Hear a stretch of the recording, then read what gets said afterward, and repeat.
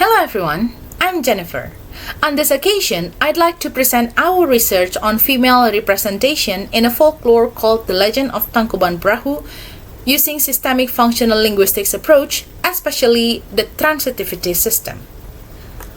Hall defines representation as using language to produce meaning. He argues that representation is not absolute, which suggests that how someone or something is portrayed depends on the way language is used to describe them, including in literary works. Women are oftentimes left out in media and literary works.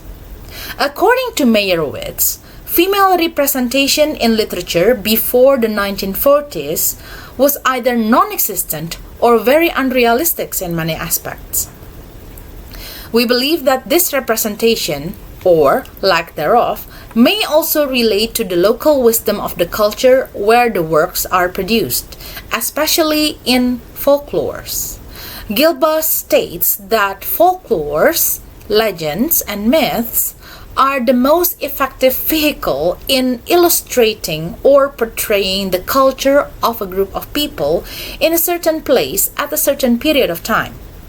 Now, based on this understanding, our research focused on the following: how female is represented in this well-known legend, and how this portrayal illustrates the local wisdom of people in West Java at the time period.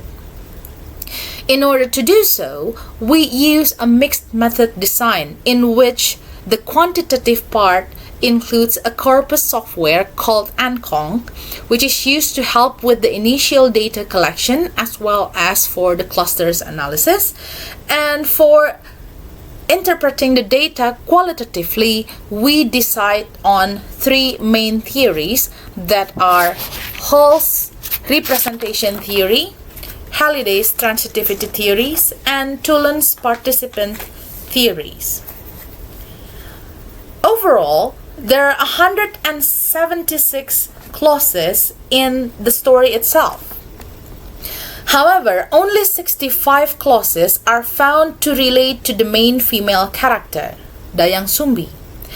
The 65 clauses are analyzed based on two things: the process types and the role of participants in the clauses.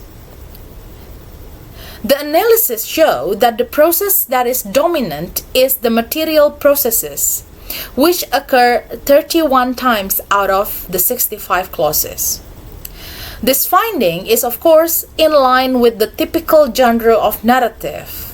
For narratives, as again say, usually focus on physical activities. In relation to the female representation, we divide the findings into two different analyses.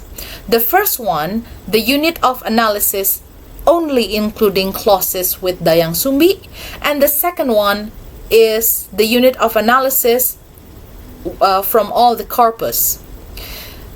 When the analysis is only revolving Dayang Sumbi as the main female character, her character is shown to be very active.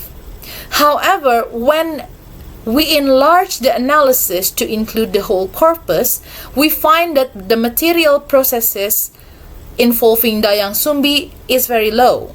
The percentage of occurrence drops from 47% to only around 18%.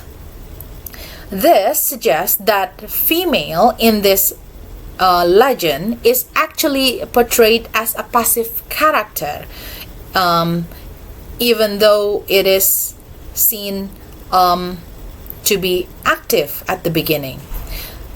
But this finding is in line again to Hall's opinion that women are often to be portrayed as passive and submissive in literature. Now, a similar result is also obtained from the analysis of the participant role. Dayang Sumbi's role in the material process show a high percentage of agency status.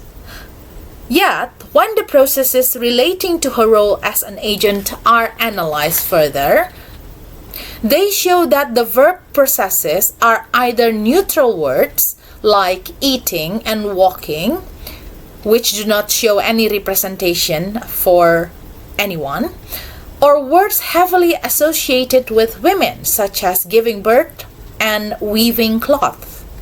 Therefore, it can be concluded that in terms of participant roles, Dayang Sumbi is represented as a woman who is very active in domestic setting.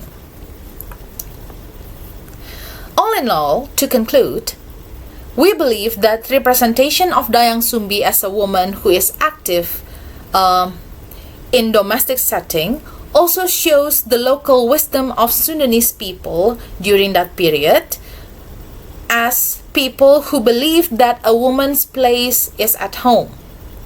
A view that we think is still held by the modern society of West Java. Thank you very much.